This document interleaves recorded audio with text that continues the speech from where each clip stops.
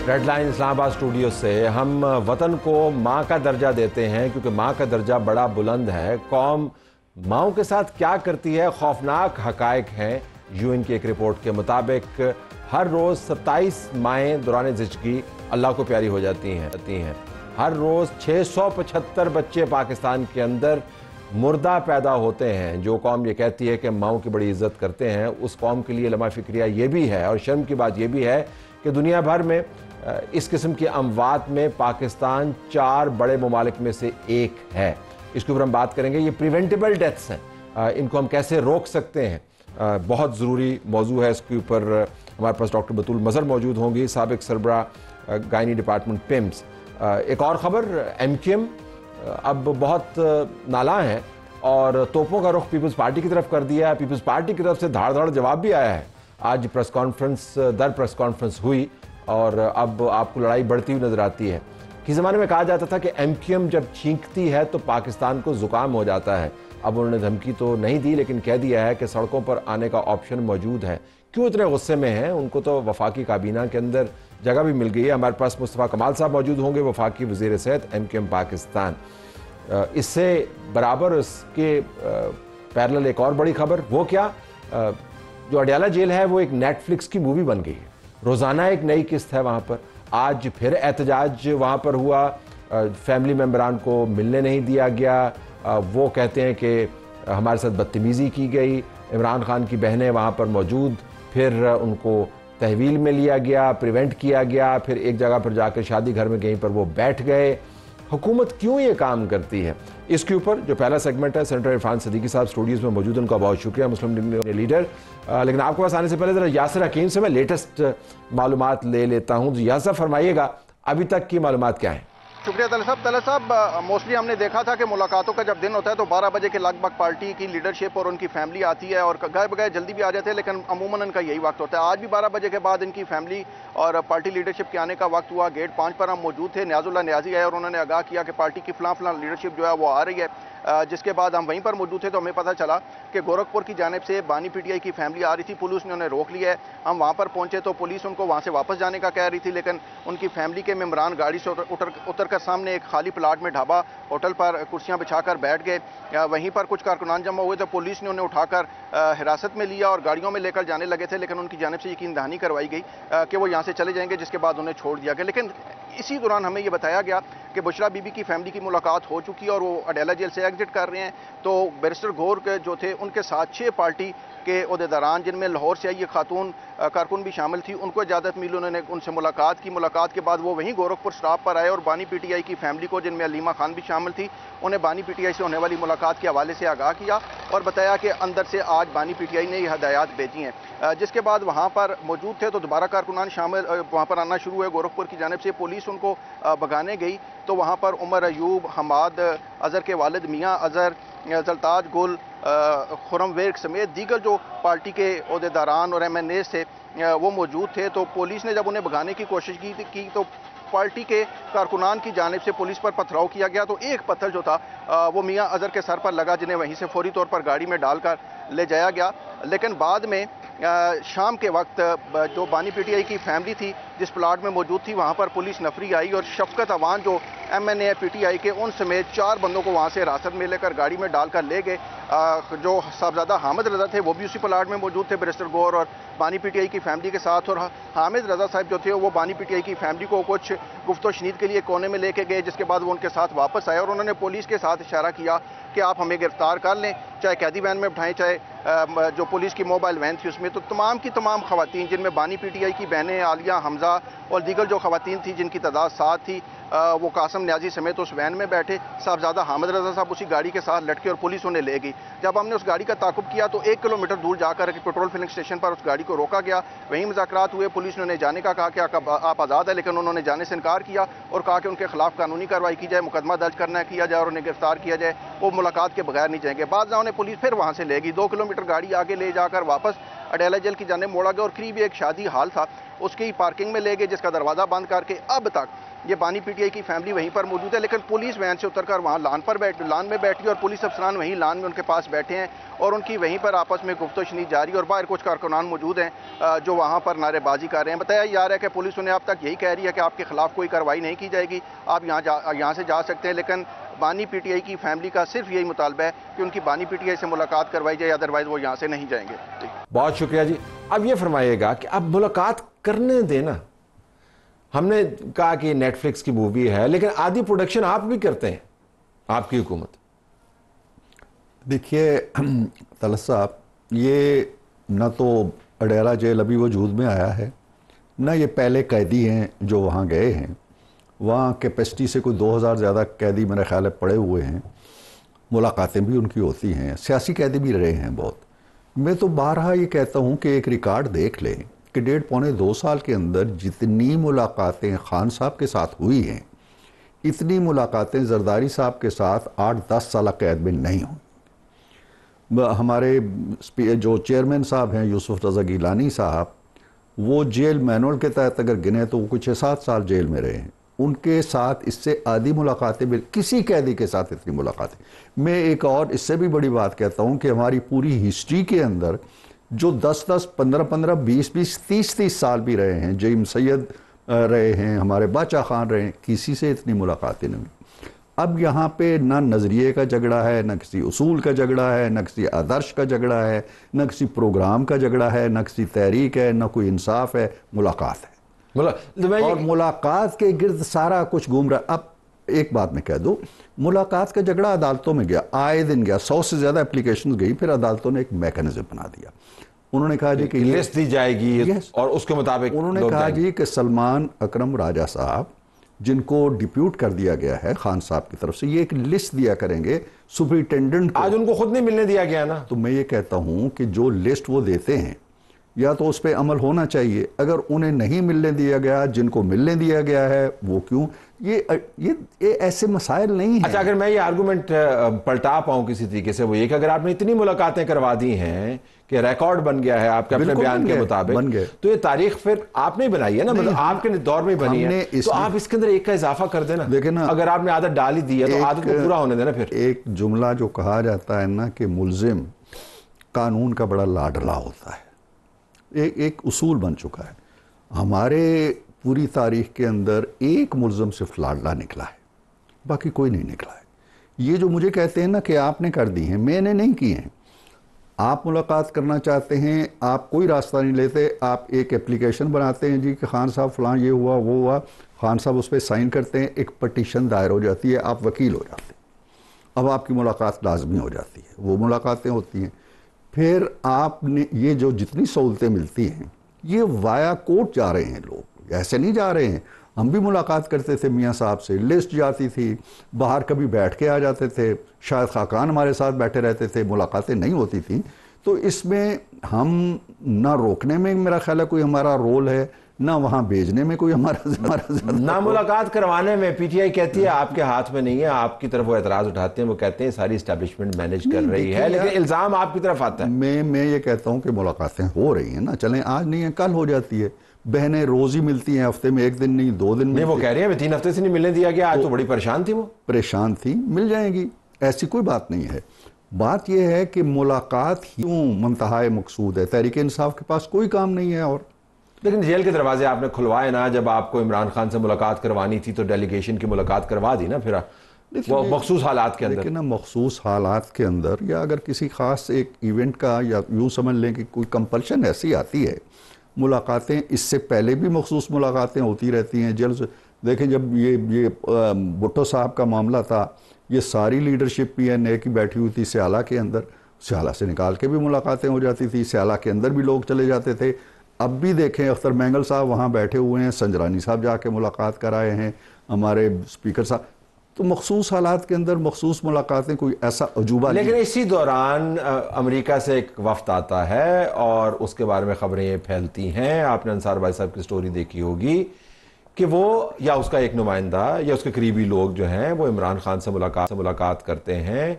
کوئی back door diplomacy چل رہی ہے آپ کی نظر؟ کوئی بیک ڈور ڈپلومیسی نہیں چل رہی۔ میں نے یہ خبریں بھی پڑھی ہیں، سنی ہیں، میڈیا بڑے وثوق کے ساتھ کہتا ہے. میں نے کل بھی آپ کا پروگرام بھی دیکھا اور نصرت جاوید بھائی کا بھی دیکھا، بڑے وثوق سے کہا جا رہا ہے. لیکن میری جو انفو ہے کہ ایسی کوئی ملاقات نہیں ہوئی عمران خان سے جیل کے اندر. کسی امریکی وفد کسی امریکی وفد کی کوئی ملاقات ٹھیک نہیں. یہ میری معلومات ہے. ٹھیک. باقی یہ رہا کہ امریکی پاکستانی ہیں، پاکستان میں آتے ہیں، وہ کسی ہائی آفیشل سے ملنا چاہتے ہیں، ملیں، اپنی بات کریں، اپنے نقطۂ نظر پہ. میں 2 قدم آگے جاتا ہوں، چلیں وہ خان صاحب سے بھی مل لیے، مل لیں. معاملات تو جب ہی طے ہوں گے نا کہ آپ خود اپنے اندر کوئی ایسی تبدیلی لائیں گے کہ ایک پیٹرن جو آپ کا بنا ہوا ہے، ایک شخصیت جو آپ نے اپنی بنا لی ہے، یا ایک حصار جو آپ نے اپنے گرد کھینچ لیا ہے. حصار ذرا مشکل لفظ ہے. ایک پنجرہ جس کے اندر اپنے آپ کو آپ نے بند کر لیا ہے، اس پنجرے کا دروازہ اب آپ نے کھولنا ہے. باہر تو اس کا تالا ہی تالا آپ نے باہر لگایا ہوا ہے، دروازہ آپ اندر سے کھلوا رہے ہیں. باہر نہیں ہے. یہ جتنی مشکلات ہیں، جتنے مصائب ہیں طلعت بھائی، یہ جتنے انہوں نے اپنے آپ کے لیے کہہ لیں مشکلات پیدا کی ہوئی ہیں، اس کا سبب نہ میں ہوں، نہ آپ ہیں، نہ کوئی اور ہیں. یہ سب ان کے اپنا کیا طرح ہے. یہ ان کے اپنے دستے کرم کا معجزہ ہے جو انہوں نے کیا ہے. دیکھیں نا، 9/11 میں نے کہا تھا کہ جا کے کرو، یا آپ نے کہا تھا، یا میڈیا نے کہا تھا، کس نے کہا تھا؟ اس کے بعد سے آج تک وہ 9/11 پیٹرن سے نہیں نکلے ہیں. ان کا میڈیا ابھی تک وہیں اسی شام پہ کھڑا ہے. خان صاحب اسی موڈ میں ہیں. ان کے جو لوائقین ہیں وہ چلے ملاقاتوں میں چلے جاتے ہیں. اب سواتی صاحب کہتے ہیں جی ہم تو ڈے 1 سے ملاقاتوں کے لیے جتن کر رہے ہیں. کبھی کسی استاد کے پاس جاتے ہیں، کبھی کسی اینکر کے پاس جاتے ہیں. بھئی آپ کو لائن، استاد آپ تو نہیں ہیں کہیں؟ میں نہیں ہوں. آپ نہیں؟ میں نہیں ہوں. ویسے آپ کے شاگردوں نے شہرت ویسے بڑی پائی ہے ماضی میں. میں نام وام نہیں لوں گا، لیکن ایک آدھ کوئی نکل جاتا ہے ایسا. میں بہرحال نہیں ہوں. لیکن آپ نہیں ہیں؟ میں نہیں ہوں. لیکن میں ایک سوال چھوڑے جاتا ہوں. آپ کا اگر رابطہ ہو، جو کہ پروگرام آپ روز ہی کرتے ہیں، تو ضرور پوچھئے گا کہ آپ نے جناب عالی کوئی NRO نہیں لینا، آپ نے کوئی ڈیل نہیں کرنی، آپ رعایت نہیں لینی، آپ نے ان سے کوئی ریلیف نہیں لینا. آپ نے جیلوں کے دروازے سے نکلنا ہے پروسیس کے تھرو، عدلیہ کے تھرو. آپ بہادر ہیں، دلیر ہیں. آپ جاتے کیوں ہیں ان کے پاس؟ کیا لینے جاتے ہیں؟ دیکھو وہ تو پبلک سٹینس ہے، اور آپ کو پتہ دیکھیں پبلک سٹینس ہے، اور آپ کو پتہ پالیٹکس کے اندر تو پھر یہ دعو چلتے ہیں. یہ دعو کی بات نہیں ہے. پبلک سٹینس ان کا ہے، اندر خانے وہ ظاہر ہے ریلیف لینا چاہیں گے. چاہیں تو پھر بولیں نا. اب میں مریض کہاں ہے نا کیا لیکن اب میں ایک ڈاکٹر کے دروازے پہ ٹھک ٹھک ٹھک ٹھک ٹھک ٹھک بجائے جا رہا ہوں، اور ڈاکٹر جو ہے وہ پوچھتا ہے بھی کیا مسئلہ ہے؟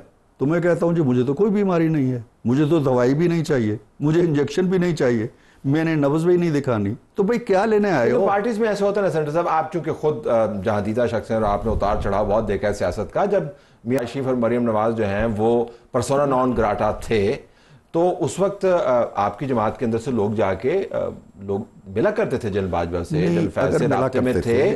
میں یہ نہیں کہہ رہا کہ میاں صاحب کے لیے کنسیشنز مانگتے تھے، لیکن یہ تو اس میں تو کوئی غلط بات نہیں ہے. پبلک سٹینس کیا تھا؟ میں غلط اور صحیح کی تو بات ہی نہیں کر رہا. میں بالکل نہیں کہہ رہا ہوں کہ وہ ملتے ہیں یا ملنا چاہتے ہیں تو وہ غلط کام کر رہے ہیں. وہ بہت اچھا کام کر رہے ہیں. لیکن وہ یہ کیوں کہتے ہیں کہ ہمیں اگر رعایت بھی نہیں چاہیے، سب کچھ بھی نہیں چاہیے، تو پھر اس دروازے پہ کیوں جاتے ہیں؟ وہ اپنے حلقے کی سیاست بھی تو کرنی ہے، لوگوں کو خوش بھی تو کرنا ہے. ان کا اتنا ہی نادان ہے کہ وہ نہیں سمجھ رہا کہ جی دروازہ بھی کھٹکھٹائے جا رہے ہیں اور کہتے ہیں جی مجھے بھیک بھی نہیں. آپ کو ان کی نادانی کے بارے میں کیوں شک ہے؟ مطلب ہے کہ سیاست کے اندر آپ نے کیا کچھ ہے. چلو میاں صاحب کی طرف آتے ہیں. یہ ہمیں پہلے بتایا گیا تھا میاں صاحب جب لندن سے آئیں گے تو اس کے بعد وہ متحرک ہوں گے.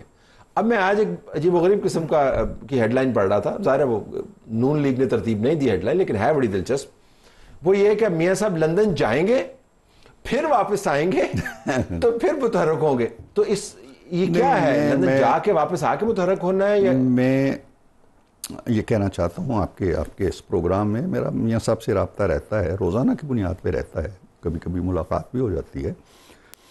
ایسا نہیں ہے کہ میاں صاحب معاملات سے لا تعلق ہیں. معاملات پہ نگاہ بھی ہے، مشورہ بھی دیتے ہیں. وزیر اعظم بھی ہر ہفتے ایک نہ ایک میٹنگ ہوتی ہے، ہفتے اتوار کو وہاں جا کے. مریم خود جو سب سے بڑے صوبے کو چلا رہی ہیں، وہ براہ راست ان کی نگرانی میں ہے. وہ پارلیمنٹیرین سے ملتے رہتے ہیں. انہوں نے کوئی 150-200 کے قریب جو ہمارے MP دوسرے ہیں رمضان سے پہلے ان سے ملاقاتیں کی ہیں. سو یہ کہنا کہ جی وہ لا تعلق ہیں یا ان ایکٹیو ہیں، بڑے معاملات پر نظر نہیں آتے نا. جعفر ایکسپریس کا واقعہ بڑے ہوا، معاملات میں نظر نہ آنا جو ہے، معیشت جو ان کی وجہ شہرت، وہ کہتے ہیں کہ مجھے جس طریقے سے معیشت کو چلانا آتا کسی اور کو نہیں چلانا آتا، اس کے اتنے بڑے بڑے معاملات ہیں، اس کے اوپر وہ خاموش رہتے ہیں. بہت سارے ایشوز ہیں. لیڈر بولتا ہے نا جی، بعض اوقات دیکھیں ضرور ہے لیڈر بولتا ہے، لیڈر کا بولنا معنی رکھتا ہے، لیکن جب لیڈر نہیں بولتا نا تو بھی وہ بول رہا ہوتا ہے. اچھا وہ ڈکشنری تو آپ ہمیں دے رہے ہیں جس سے وہ ڈکشنری موجود ہے، وہ ڈکشنری موجود ہے، وہ بڑا لاؤڈ اینڈ کلیئر بول رہا ہوتا ہے. میرا خیال یہ ہے کہ میاں صاحب نے ایک ڈیلیبریٹ فیصلہ کیا ہوا ہے. شکایتی قسم کی خاموشی؟ نو شکایتی ہوتی تو جو میں نے پہلے گزارش کی ہے آپ سے کہ وہ معاملات کے ساتھ ان کا پورا تعلق ہے، ریلیونس ہے، مشورہ ہوتا ہے، کوئی بڑی چیز کوئی بڑا قانون ان کے مشورے کے بغیر نہیں بنتا، تو ہی از ان. لیکن وہ اس طرح کی انٹری دینا کہ نظام کے اندر کوئی ہلچل پیدا کر دیں یا کوئی متوازی بیانیہ شروع کر دیں یا کچھ بھی نہ کریں لیکن ان سے معنی کشید کر کے ہم لوگ اپنے مرضی کی سرخیاں لگانا شروع کر دیں اور ایک ٹھہری ہوئی جھیل کے اندر ایک ایسا کنکر پھینک دیں کہ پھر وہ دائرے تھمنے میں نہ آئیں، وہ یہ نہیں کرنا. تو ہم نے اگر کشیدنا ہے تو ہم ان کی خاموشی کو بھی کشید سکتے ہیں، اور خاموشی کا مطلب یہ ہے کہ وہ یا تو ان کی زبان بندی ہے یا پھر یہ ہے کہ وہ اس نظام میں، آپ جس طرح آپ نے کہا کہ تلاطم نہیں لانا چاہتے، تو نظام کے اندر خرابی ہوگی کہ نواز شریف کے 2 جملے جو ہیں اس کی جڑیں ہلا دیں گے. اتنا ہی کمزور تو نہیں ہے نا، تو میں نے کشید کر لیا نا ابھی آپ کے سامنے. نہیں وہ تو پھر آپ کے حسن نظر پہ ہے. آپ نے جو تشریحات بیان کی اس میں سے میں نے کہا کہ میں اور معنی کشید کر لوں گا، آپ اپنے اور معنی کشید کر لیں گے، خاموشی اعتراض والی نہیں ہے. لیکن یہ کہنا کہ کسی نے کوئی زبان بندی کی ہوئی ہے، نواز شریف کی زبان. اچھا پھر کم از کم یہ نہ کہا کریں نا کہ پھر واپس آ کے متحرک ہوں گے، پھر خام خواہ جو ہے ہم سوچتے رہتے ہیں. میرا خیال نہیں ہے کہ میاں صاحب نے کوئی ایسی سٹیٹمنٹ دی ہے. اگر آپ لوگوں میں سے یا میرے پرانے ساتھیوں میں سے کوئی لگا دیتا ہے خبر کہ جو واپس آ کے متحرک ہوں گے تو اس کی جواب ذمہ داری آپ کی طرف سے، اس کی جواب دہی بالکل. بلوچستان کے اوپر جو ہے وہ معاملہ کس طرف جا رہا ہے، ہم نے دیکھا دہشت گردوں سے معاملہ شروع ہوا، اس کے بعد وہ لوگ جن کے بارے میں ہم کہتے تھے کہ یہ ناراض بلوچ ہیں اور بندوقیں لے کے پہاڑوں پہ چلے گئے، ہم نے ان کو واپس لے کے آنا ہے، وہ بھی ان کے ساتھ مل گئے. پھر ہم نے اندرون دیکھا کہ جن لوگوں کو الیکشن پر اعتراضات تھے وہ بھی ان کے ساتھ چلے گئے. جو دائیں بازو کی سیاسی جماعتیں ہیں وہ بھی ان کے بیانی کے قریب کھڑی نظر آئیں. جو سردار موجود تھے نظام کے ساتھ وہ بھی اب ان کے ساتھ ہیں. اب اختر مینگل جب ان لوگوں کے لیے دعائیں کرتے ہوئے آپ کو سنائی دیتے ہیں جو ریاست کے بیانیے کے مطابق ریاست کے خلاف نبرد آزما ہیں، تو دیٹ شوڈ ریئلی وری یو. لیکن آپ یہاں پہ منرل کانفرنس کرا رہے ہیں، ادھر وہ جو بلوچستان کے اندر آگ لگی ہے، یہ ایک تضاد سا نظر آتا ہے. نہیں تضاد نہیں ہے. کوئی ملک ایسا نہیں ہے جس کے اندر ایک طرف اس طرح کی پازیٹیو کنسٹرکٹیو سرگرمیاں نہ ہو رہی ہوں یا ہو رہی ہوں اور ملک کے اندر کوئی نیگیٹیوٹی موجود نہ ہو. انڈیا کے اندر آپ دیکھیں معاملات آگے چل رہے ہیں، کتنی ریاستوں کے اندر حکومتیں تلپٹ ہو جاتی ہیں، کبھی گورنر راج لگ جاتا ہے، کبھی کوئی آزادی کی تحریک آ جاتی ہے، کبھی خالصتان موومنٹ کی ووٹنگ ہو رہی ہوتی ہے دنیا بھر کے اندر، تو ایشوز چلتے رہتے ہیں. اس کا یہ مطلب نہیں ہوتا ہے کہ بلوچستان کے اندر صورتحال جو کہ میں سمجھتا ہوں کہ اصلاح طلب ہے اور اس کے اوپر نگاہ بھی ہے، ایسا نہیں ہے کہ اسے نظر انداز کیا جا رہا ہے، کئی سطحوں پہ اس کے اندر کام ہو رہا ہے اور انشاءاللہ اس میں بہتری آئے گی. لیکن یہ مطلب نہیں ہے. اب آپ دیکھیں نا کہ نواز شریف کا دور جو آپ نے 13 سے 18 تک دیکھا، دہشت گردی بڑے عروج پہ تھی جب وہ آئے. لیکن اگر ہم دیکھیں پچھلے 15-20 سال کو تو وہ جو 5 سال کا پیریڈ ہے وہ تعمیر اور ترقی کے حوالے سے بھی سب سے منفرد نظر آتا ہے. وہ چیزیں اپنی جگہ ہیں. اب ان چیزوں کی وجہ سے ہم ملک کی رفتار کو، ملک کی ترقی کو، ملک کے استحکام کو، انویسٹمنٹ کو، معیشت کو بریکیں لگا کے نہیں بیٹھ سکتے کہ جی ادھر دہشت گردی ختم ہوگی، ادھر سے BLA یہ آپ کی نظر میں ایشو ہے یا چیلنج ہے یا بہت بڑی تھریٹ ہے؟ آپ اس کو کیٹیگرائز کیسے کرتے ہیں؟ اس کے مطابق آپ کا رسپانس ہوگا نا. آپ کی طرف سے کوئی پوائنٹ پرسن ابھی تک اپوائنٹ نہیں کیا گیا، مقامی طور پہ لیڈران ان سے ملاقاتیں کر رہے ہیں، لیکن مجھے لگتا ہے یہ کہ آپ اس کو ریلی C گریڈ سے شروع کر رہے ہیں، پھر دیکھیں گے B پہ جانا ہے انگیجمنٹ وائز. ایک تو طلعت صاحب یہ ہے، آپ بھی جانتے ہیں اس چیز کو کہ یہ صورتحال ایگریویٹ شاید ہو گئی ہو یا اس کا رخ بدل گیا ہو، لیکن کسی نہ کسی طرح کی بے چینی یا بے کلی کہہ لیں، میں بدامنی بھی نہیں کہہ رہا، یہ بلوچستان کے اندر رہی ہے، پچھلے 70-80 سالوں میں رہی ہے، بڑی شدت کے ساتھ بھی رہی ہے.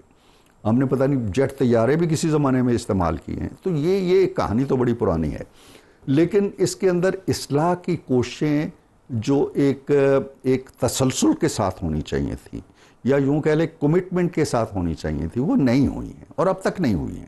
اب اس وقت بھی آپ ٹھیک کہتے ہیں کہ ہمیں فوکس کرنا چاہیے اس پہ، اور کر رہے ہیں۔ میری نگاہ میں جو میری معلومات ہیں کہ اس میں ایک سطح پہ ٹھیک ہے، ہم جو انسرجنسی ہے یا جو پہاڑوں پہ چڑھے ہوئے لوگ ہیں ان سے ان کی زبان میں بات کریں گے جو وہ سمجھتے ہیں، اور جو نیچے لوگ بیٹھے ہیں اور آئین کی بالادستی کو سمجھتے ہیں، جمہوریت کے تقاضوں کو سمجھتے ہیں۔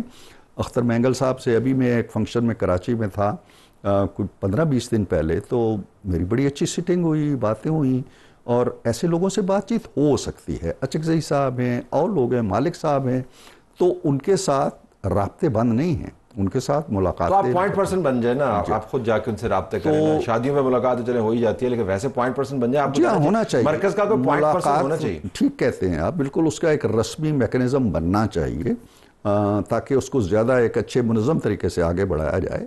معاملات ایسے ہیں کہ جو میرا خیال یہ ہے کہ ایک سنسیئر ایفرٹ ہو اگر تو وہ قابو میں آ سکتے ہیں۔ اگر میاں صاحب لندن جانے کے بجائے یا بیلاروس جانے کے بجائے بلوچستان، دیکھیے اس پہ بھی بات ہوئی ہے، میاں صاحب سے اس موضوع پہ میری ذاتی طور پہ بھی بات ہوئی ہے، ان کی اپنے دلائل ہیں اس معاملے میں، اور شاید اس کی ایک ضرورت زیادہ شدت کے ساتھ کسی وقت محسوس ہو اور وہ واقعی کریں، لیکن میں سمجھتا ہوں کہ اس وقت وہ یہ معاملات حکومت کی جو اپنی کاوشیں ہیں انہی پہ چھوڑنا چاہتے ہیں۔ تو ہم اس شدت اور حدت کا انتظار کریں گے جو میاں صاحب کو دل میں پیدا ہو اور محسوس کریں کہ جی ہاں مجھے اب اس پہ ایکٹیو ہونا چاہیے۔ وہ سمجھتے ہیں کہ جو مختلف سطحوں پہ حکومت کام کر رہی ہے وہ ٹھیک کام کر رہی ہے، اور اس کے نتائج نکلنا چاہیے۔ آپ کو بہت شکریہ ناظرین، ہمارا پروگرام جاری ہے۔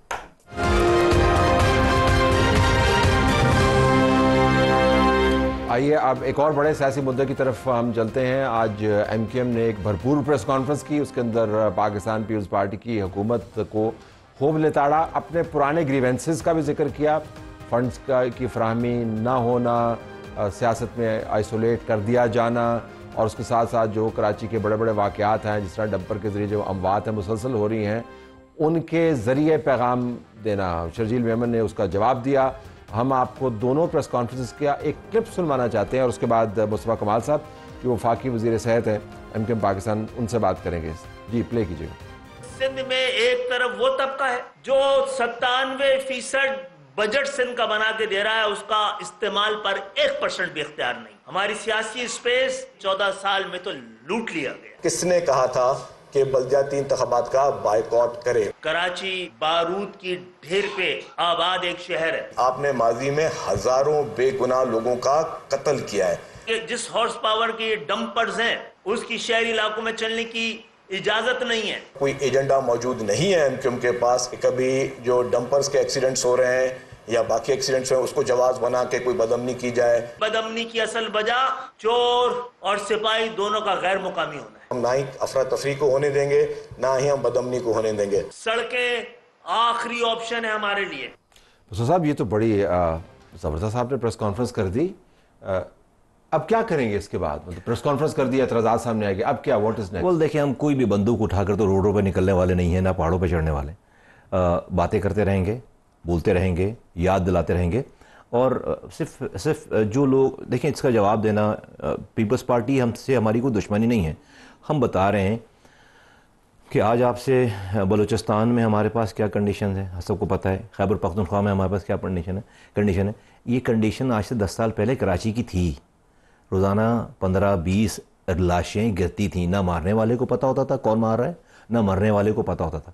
اس ایم کیو ایم نے ہم نے یہ بہت بڑا برنٹ لیا ہے اپنے اوپر، ایک پوری ریڈیکل چینج ہے اس جگہ پہ، جن وجوہات کے بنا پر آج سے 40 سال پہلے جس کا آپ ہمیں تانا دیتے ہیں نا، جو ایم کیو ایم بنی تھی، وہ ان وجوہات کو آج آپ 1000 ٹائم ملٹیپلائی کرتے ہیں طلعت بھائی، ان وجوہات کو مثلاً مثال دوں میں آپ کو، ایم کیو ایم بنی کوٹا سسٹم پہ، ہمارے یہاں کوٹا سسٹم تھا، شہری 40% دیہی، پورے پاکستان میں نہیں ہمارے یہاں۔ آج کا غضب دیکھیں، آج بھی کوٹا سسٹم ہے، لیکن آج کیا ہے، وہ جو 40% شہروں کو کوٹا ملتا تھا، اب کیا کرتے ہیں جب دیہی کوٹا ختم ہو جاتا ہے تو شہری کوٹے پہ جعلی ڈومیسائل بنا کر وہ شہری کوٹا بھی کسی اور کو دیتے ہیں۔ تو ہم یہ آج اس شہر میں، اس شہر میں جو آپ کو 60% ریونیو دیتا ہے، 80% لوگ پانی اپنا خرید کر پیتے ہیں، اسی شہر سے چوری کر کے پانی، ہزاروں کی تعداد میں ٹینکرز ہیں، ہماری پانی ہمیں چوری کر کے. اب یہ میرا کام تو نہیں ہے، جو حکومت وقت ہے، جو سندھ گورنمنٹ ہے، جو لوکل گورنمنٹ، یہ ان کا کام ہے. میرے زمانے میں ٹینکرز ریڈیوز ہو گئے تھے، میرے زمانے میں 80% گھروں میں پانی آتا تھا، آج 80% گھروں میں پانی نہیں آتا. ہمارے زمانے جب ایم کیو ایم کے پاس یہ شہر تھا تو یہ شہر دنیا کے 12 تیزی سے ترقی کرنے والے شہروں میں شامل. بلدیات لڑ لیتے ہیں نا. دیکھیے اب اس مسٹیک کی نا. نہیں میں طرز بھائی یہ تو بہت آسانی سے کہتے ہیں، ہمیں کیا ضرورت پڑی ہے، ہم تو پولیٹیکل لوگ ہیں، ہم تو الیکشن لڑنے کے لیے تو یہ پولیٹیکل پارٹی بنائی ہے. نہیں، 70 یونین کاؤنسلز انہوں نے کم کر دی. 70 یونین کاؤنسلز کا ایک شہر بنتا ہے پورا. اگر ہم اس جیری مینڈرنگ پہ بلدیات لڑ لیتے، ہمارا کلیم ختم ہو جاتا. ہمارے بلدیات نہ لڑنے کی وجہ سے ان کو 53 یونین کاؤنسل شامل کرنی پڑی ہیں ہمارے بلدیات نہ لڑنے کے بعد. آپ تو نکل گئے نا بیچ میں سے. ہاں، جماعت اسلامی آ گئی. لیکن طلعت بھائی وہ بلدیات کے 53 یونین کاؤنسل اب ایک شہر ہے پورا. کیسے پھر ہم اس کلیم کو کرتے؟ اب جب میں لڑنے جاؤں گا تو میں نے وہ نئی لڑکے ایم کیو ایم نے وہ نئی لڑکے 53 یونین کاؤنسل واپس انکلوڈ کرائیں. آپ امیجن کر سکتے ہیں 53 یونین کاؤنسل ایک چھوٹا شہر بنتا ہے پورا، اس کو انہوں نے جو ہے وہ پوری حلقہ بندیوں سے مائنس کر دیا تھا. میں صرف بات ہے کہ یہ بہت آسان ہے ہمیں قاتل کہنا، چیزیں کہنا. آپ ہر دفعہ ہمارے پاس جو ہے وہ حکومت بنانے کے لیے انہی قاتلوں کے پاس چل کر آتے ہیں. آپ کل بھی آئیں گے. بلاول بھٹو زرداری صاحب سے ہم نے ملاقات کی ہے، ہم نے ان کو کہا ہے کہ دیکھیں اگر آپ کو بلاول بھٹو زرداری صاحب آپ کے پرائم منسٹر کے کینڈیڈیٹ ہیں، آپ ہمیں کیوں دیوا کرو؟ آپ 2 سیٹوں کے لیے جا کر پیپلز پارٹی کو بسر احترام آپ کی ضرورت نہیں ہے، نون کو آپ کی ضرورت ہے. آج نہیں، آج کی بات نہیں کر رہا ہوں، میں بات کر رہا ہوں 2028 پہ اگر بلاول بھٹو زرداری صاحب وزیر اعظم کے کینڈیڈیٹ بننا چاہتے ہیں. میں آج کی بات نہیں کر رہا ہوں طلعت بھائی، ٹائم گزرتے ہوئے ٹائم نہیں لگتا. 2028 میں پریس کانفرنس کرتے ہیں نا، آج کیوں کر دی؟ نہیں، اس لیے کہ جو تکلیف آج ہے، پریشانی آج ہے. اچھا ہم کیا کہہ رہے ہیں؟ ہم یہ کہہ رہے ہیں کہ جو 27ویں آئینی ترمیم ہم نے موو کر رکھی ہے نا، یہ پاکستان کا ایک جسے کہتے ہیں کہ پنیسیا ہے تمام سولوشن.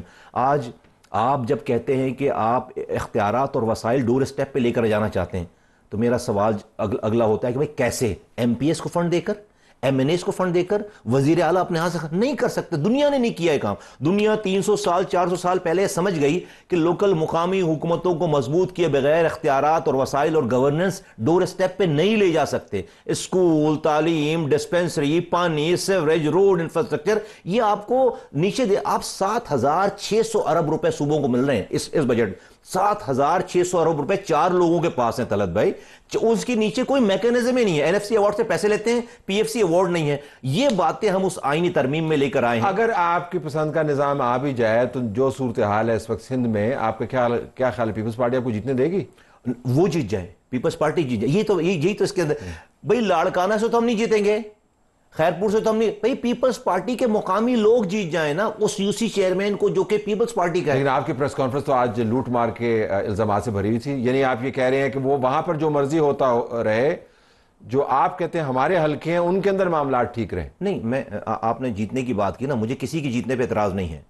مجھے جو ہے وہ اعتراض نظام پہ ہے، سسٹم پہ، نظام over centralise way of management پہ اعتراض ہے. مجھے ڈی سینٹرلائزیشن چاہیے جو کہ آپ کے آئین کا آرٹیکل 140 یہ کہہ رہا ہے، اور ہم نے اس کو ایلوبریٹ کر کے اور 27ویں آئینی ترمیم میں اس کو لکھ دیا ہے ہم نے سارا کچھ، کہ آج آپ جو ہے وہ دور دراز علاقوں سے بیٹھ کر آپ جو کسی گلی کوچوں کے فیصلے کرتے ہیں، یہ منظور نہیں ہے. ہم کراچی حیدرآباد نہیں جیتیں گے. دیکھیں آپ آپ کے پاس ٹائم ڈیفینیٹلی نہیں ہے. اگر آپ ان کے 2015 کے ووٹ نکالیں اور 2020 کے ووٹ نکالیں، دونوں ووٹوں میں کوئی فرق. ہاں سیٹیں بڑھ گئی ہیں. جو سیٹیں ایم کیو 20,000 ووٹوں سے جیتتی تھی، یہ 1200 ووٹوں پہ جیتے ہیں. نمبر آپ کو لگتا ہے کہ جماعت اسلامی کے اتنے نمبر ہو گئے، 100 سیٹوں ہوں گے. معلوم تھا کہ 100 سیٹوں کے نیچے ووٹ کتنے ہیں. ایم کیو جس دن آئے گی اپنے نمبر پورے لے گی، نہیں ہوں گے دونوں. اچھا ذرا واپس آئیے گا. تو آپ تو وفاقی کابینہ کا حصہ ہیں. یہ تمام معاملات جو ہیں آپ بذریعہ حکومت پیپلز پارٹی کے ساتھ کر سکتے ہیں، کیونکہ وہ بھی حکومت چلوانے میں مددگار رول کر رہے ہیں اور آپ کا بھی رول اس کے اندر ہے. تو یہ باہر لانے کی کیا ضرورت ہے؟ پبلک ڈسپلے کرنے کی کیا ضرورت ہے؟ ان کی طرف سے جواب آ گیا، پھر ہمیں پروگرام کرنا. اچھی بات ہے ہم پروگرام کر رہے ہیں، لیکن ہم کسی اور موضوع پہ کر لیتے نا. ہاں صحیح. آپ دیکھیں شاید یہ والی کوششیں ہوئی ہوں گی نا، یہ کوشش ہوئی، شاید ہوئی ہے، یقیناً ہوئی ہے. یہ کوششیں ہوئی ہیں کہ بھائی بولا جائے بات کی. 1 سال کے بعد تو ہمیں کیا ضرورت پڑی ہے؟ اب ہم تھوڑا سا کہہ رہے ہیں کہ بھائی لوگوں کو اپنی کانسٹیٹیوئنسیز کو بتانا چاہتے ہیں کہ بھائی ہم یہ کام کر رہے ہیں، اور ہم نے یہ کام کر کے اب ہمارے پاس، میں تو اپنے لوگوں کو ہتھیار اٹھاؤ اور سڑکوں پہ آ جاؤ، روڈ بلاک کرو، یہ تو نہیں کام کر رہے. ہم تو یہی کر سکتے ہیں. بار بار بار بار گفتگو کر سکتے ہیں, بات کر سکتے ہیں, یہ پریس کانفرنسز کر سکتے ہیں. اس کو برائی میں لینے کے بجائے لوگوں کو اس کی جائز باتوں کو سننا سمجھنا چاہیے. تو آپ نے جو ابھی تک رسپانس ہے, آپ کو لگتا ہے کہ سسٹم نے آپ کو ویسے ہی ٹریٹ کیا ہے جیسے آپ کی توقع تھی؟ کیونکہ رسپانس تو بڑا سخت ہے شجیل میمن صاحب کا. آپ رد عمل نہ دیں, ہمیں رد عمل چاہیے نہیں, لیکن آپ کا جو مطمع نظر تھا کہ ہم اپنی بات کے ذریعے بات کو ہائی لائٹ کرنا چاہتے ہیں, وہ تو انہوں نے رد کر دیا نا, وہ تو پھر الزام آ گیا آپ کے اوپر واپس. دیکھیے طلعت بھائی, ایسا ہے کہ شجیل میمن صاحب کی جو ڈیوٹی ہے نا وہ تو وہ کریں گے, یہ ان کی ڈیوٹی ہے. اس کے بعد لیکن ڈیفینیٹلی جو لیڈرشپ ہے اور لوگ ہیں, ایسا نہیں ہے کہ یہ کہیں رجسٹرڈ نہیں ہوتی. یہ تمام چیزیں رجسٹر ہوتی ہیں اور سیاست کا یہی طریقہ کار ہے, میں سمجھتا ہوں رجسٹر ہوتی ہیں. ایک تو گفتگو ہے ٹی وی کے اوپر نا, اور ایک ہے گفتگو سامنے بیٹھ کر. جب ہم سامنے بیٹھ کر بات کرتے ہیں تو ہماری کسی بات کا, جائز بات کا کسی کے پاس کوئی اعتراض ہے نہیں. اچھا, ایک یہ بھی معاملہ ہے کہ ایم کیو ایم کے لیے ایک یہ نیا دور بھی ہے. آپ بڑے تجربات میں سے گزر کے آئے ہیں, مختلف فیکشنز رہے ہیں. اب وہ معاملات, میں آپ کا ایک بیان دیکھ رہا تھا کسی جگہ پر کہ آپ نے شاید یہ کہا کہ بتدریج اختلافات کم ہو رہے ہیں. تو اختلافات موجود ہیں, کم ہو رہے ہیں, کوہیژن ہے آپ کے پاس؟ بالکل کوہیژن ہے, ہمارے پاس آپشن ہی نہیں ہے. میں نے جس تناظر میں بات کی کہ بھئی ایک زمانہ تھا چند سال پہلے کہ میں ان کے خلاف بیٹھ کر پریس کانفرنس اور ان کے خلاف بات کرتا تھا. آج ہم بیٹھ کر ایک ساتھ پریس کانفرنس کریں تو کتنا جو ہے پیراڈائم شفٹ ہے نا یہ والا. تو اختلافات کم ہوئے ہوں گے اب وہ اس کوہیژن میں ڈیفینیٹلی کوئی کسر تھوڑی رہ گئی ہوگی, وہ آہستہ آہستہ ہو جائے گی, وہ بھی صحیح. اور وہ آہستہ آہستہ کیوں ہو رہی ہے, وہ جلدی کیوں نہیں ہو رہی؟ اچھا, وہ جلدی ہوگی تو شاید آپ کو تو پرانا ساتھ بھی ہے نا, بیچ میں سے آپ کے راستے جدا ہو گئے. ایشو یہ ہے نا کہ آئی تھنک کہ 10% مسائل ہوں گے ایشوز کے اوپر, کہ میں کہتا ہوں کہ اس کام کے کرنے کا یہ طریقہ کار ہے, دوسرا کہتا ہے اس کام کے کرنے کا یہ طریقہ کار ہے. اس کے بیچ میں کیوں شکل نکل آتی ہے, اس کے علاوہ کوئی اور اختلافات نہیں. ایک بالکل آخر میں یہ بھی سوال اٹھایا جا رہا ہے کہ چونکہ پیپلز پارٹی نے نہروں کے معاملے کے اوپر وفاق کے ساتھ سینگ لڑائے ہوئے ہیں, اور نہروں والا جو پروجیکٹ ہے تو ایم کیو ایم ان کے اوپر زور لگا رہی ہے تاکہ جو اچھا آپ نے نہروں پر اعتراض کیا نا تو پھر ہم کراچی میں آپ کو مدد چکھاتے ہیں. طلعت بھائی, میں آپ کے سامنے کہہ رہا ہوں, ریکارڈ پہ کہتا ہوں کہ سندھ کے پانی کی ایک قطرے پہ کمپرومائز کے حق میں ہم نہیں ہیں. ہم پیپلز پارٹی سندھ کے لوگوں کے ساتھ ہیں. یہ پیپلز پارٹی کا مسئلہ نہیں ہے, یہ سندھ کے لوگوں کا مسئلہ ہے. آپ بھی اس پروجیکٹ کے خلاف ہیں؟ نوٹ کہ بھائی اگر حکومت کے کسی اقدام سے نہروں سے سندھ کا پانی کم ہو رہا ہے, اس کا کوٹا ختم ہو رہا ہے, کم ہو رہا ہے, تو میں کیسے کہہ سکتا ہوں کہ میں جو ہے وہ اس کی حمایت کرتا ہوں؟ بالکل حمایت نہیں کرتے اگر یہ کم ہو رہا ہے. لیکن ڈیفینیٹلی ابھی تو یہاں پر بہت ساری میرے پاس جو اطلاعات ہیں, باتیں, وہ کہتے ہیں بھائی ابھی تو کچھ طے ہی نہیں ہوا, ابھی تو کوئی کام شروع ہی نہیں ہوا, ابھی تو چیزیں ایک بہت ہی کانسیپچول جو ہے وہ کہ کانسیپچول فیز میں ہیں, تو وہاں سے ساری بات ہو رہی. تو میں سمجھتا ہوں کہ جیسے آج ہم نے بات کی اور ہمارے لوگوں نے کہ بھئی اس کا رائٹ فورم تو یہ جو مفادات, مشترکہ مفادات کا کاؤنسل ہے, وہاں پہ جہاں پہ سی ایم بیٹھتے ہیں وہاں پر کرنے والی بات ہے. پھر بات یہ بھی آتی ہے کہ پریزیڈنٹ زرداری صاحب کے سیک کے اپروول سے یہ سارا کچھ ہو رہا ہے. پھر دوسری بات یہ آ رہی ہے کہ بھئی جہاں پر آپ بیٹھ کر ساری بات کر سکتے ہیں وہاں پر یہ والی بات کی جانی چاہیے. آپ کے پاس تو بہت پاور ہے, حکومت آپ کے نمبر سے چل رہی. تو میں سمجھتا ہوں کہ اس کے اوپر بھی سیاست نہیں ہونی چاہیے, اور وہ پارٹی جو کم سے کم جو ہے حکومت میں یا حکومت کر رہی ہیں یا حکومت میں کے بہت سارے عہدے ان کے پاس ہیں, ان کو بھی اس والی بات پہ سیاست نہیں کرنی چاہیے. آپ ٹو لیو اٹ دیر. بہت شکریہ جی. پروگرام ہمارا جاری ہے ناظرین.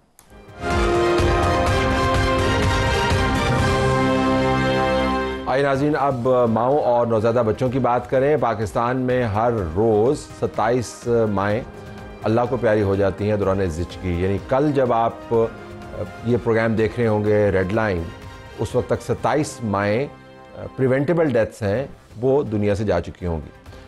675 بچے 24 گھنٹے کے اندر مردہ پیدا ہوں گے. یہ کیوں ہو رہا ہے؟ ڈاکٹر بطول مظہر ہمارے پاس موجود ہیں, سابق سربراہ گائنی ڈپارٹمنٹ پیمز. آپ کا بہت شکریہ ڈاکٹر صاحبہ. نمبر 1, یہ جو اعداد و شمار ہیں آپ کو کیا بتاتے ہیں؟ یہ ایک بہت سیڈ فگر ہے اور ہم اس سے شرمندہ ہیں. پاکستان ان 4 ممالک میں شامل ہے جس کی تقریباً 50% کنٹریبیوشن ہے ماؤں کی شرح اموات پہ پوری دنیا میں. اس کی وجوہات بہت زیادہ ہیں, اور اپیرنٹلی تو یہ کہا جاتا ہے کہ جی ماں کی صحت, ماں کی نگہداشت اچھی نہیں ہوئی, لیکن یہ ایک کنٹینیوم ہے. وہ جو بچی جب سے پیدا ہوئی ہے, ماں کے پیٹ سے باہر آئی ہے, اس کی کیا آپ نے اسے کتنی تعلیم دی, اسے کیا نیوٹریشن دی, اس کی ہیلتھ سیکنگ بیہیویئر کیا تھا, اس کی امپاورمنٹ کیا تھی, اور یہ سب چیزیں مل کے یہ بہت ہی जिसे कहते हैं ना ड्रेडफुल फिगर आती है। यानी बच्ची अपनी पैदाइश से लेकर माँ बनने तक जिस अमल से गुजरती है वो उसको मौत के मुंह के करीब ले जाती है मुमकिन तौर पर। और उसके अंदर क्या फैक्टर्स है? न्यूट्रिशन का है, आपने तालीम का भी जिक्र किया, उसका इससे क्या ताल्लुक है, लोग जानना चाहिए। ये तो कंबाइंड है ना कि माओ में बहुत ज़्यादा आजकल गुर्बत मज़ीद बढ़ गई है, हमें पता है महंगाई कितनी है, और बच्चियों की हमेशा से हमारे यहाँ एक हर घराने में नहीं लेकिन थोड़ी सी हमारे मर्द लड़कों को ज़्यादा फेवर होता है, खाना उनको बेहतर मिलता है, तालीम उनको बेहतर मिलती है, लेकिन जो माँ का रुतबा है वो अल्लाह ने औरत ही को दिया है, और माँ से ही घर होता है, माँ से ही बच्चा आता है।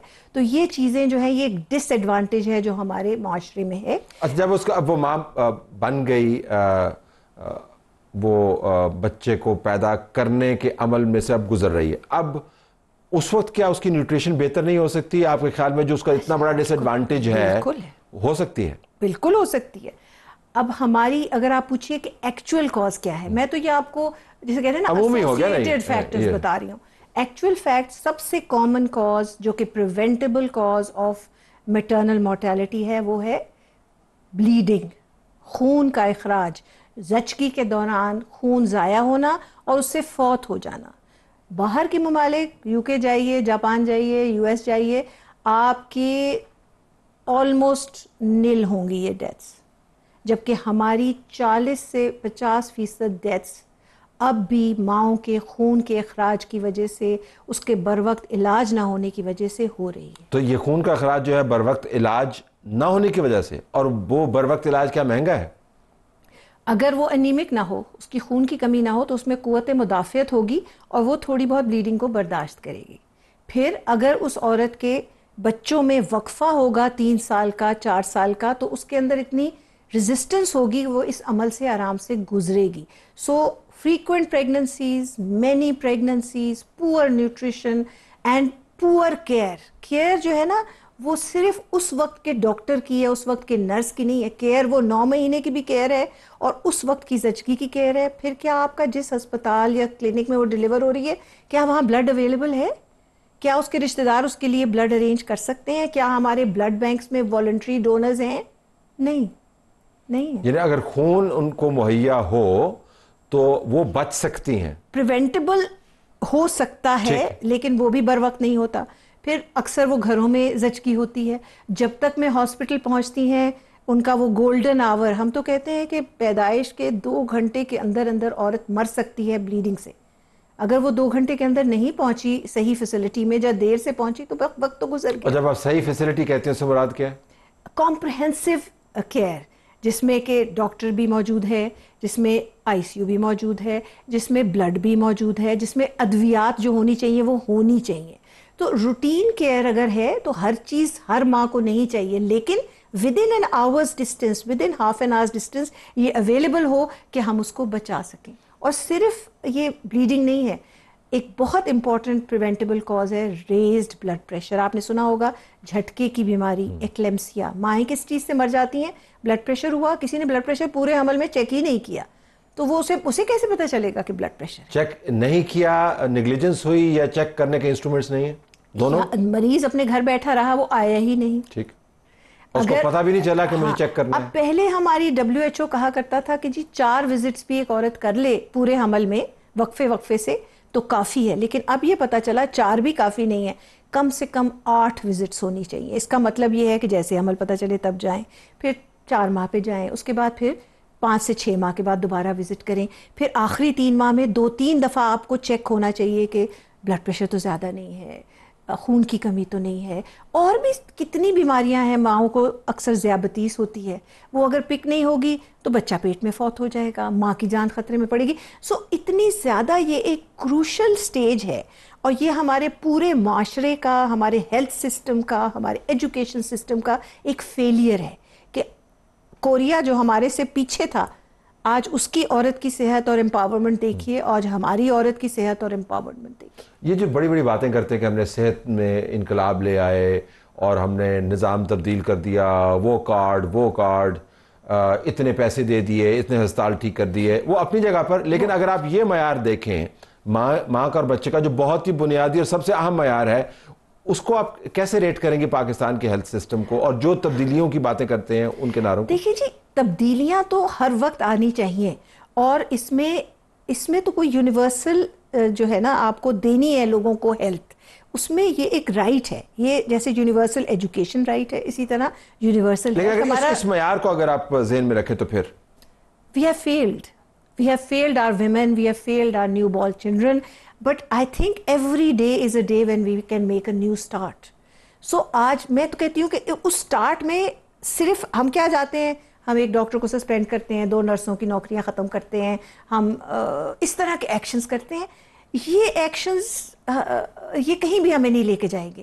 ہمیں اپنا گراس روٹ سے بھی شروع کرنا ہے. آپ بچیوں کو ایجوکیشن دیں نا، آپ ان کے شوہروں کو ایجوکیشن دیں. میرے پاس ابھی کپل آیا، اتنا پیارا کپل، اچھا کپل، لڑکی ٹوٹلی الٹریٹ، لڑکا دوسری پاس. اب ان کا ہیلتھ کیئر سیکنگ بیہیویئر ہم کیا کریں؟ وہ اچھے بچے ہیں، وہ اس زندگی میں اچھی چیزیں کرنا چاہتے ہیں. چلے وہ تو اب اس کا نظام ہم نہیں تبدیل کر سکتے، لیکن جب وہ ہیلتھ سسٹم کے ساتھ انٹریکٹ کریں تو ہیلتھ سسٹم کو بہت ساری کمیوں کو دور کرنا ہوگا. اور یہ جو آپ نے بتایا کہ صرف سسپینڈ کرنے سے اور یہ کام نہیں چلے گا، خبریں بن جائیں گی، لیکن جو قبریں بن رہی ہیں ماؤں کی اور بچوں کی وہ ختم نہیں ہوگی. ذرا سوچیے اس کے بارے میں. اجازت چاہتے ہیں.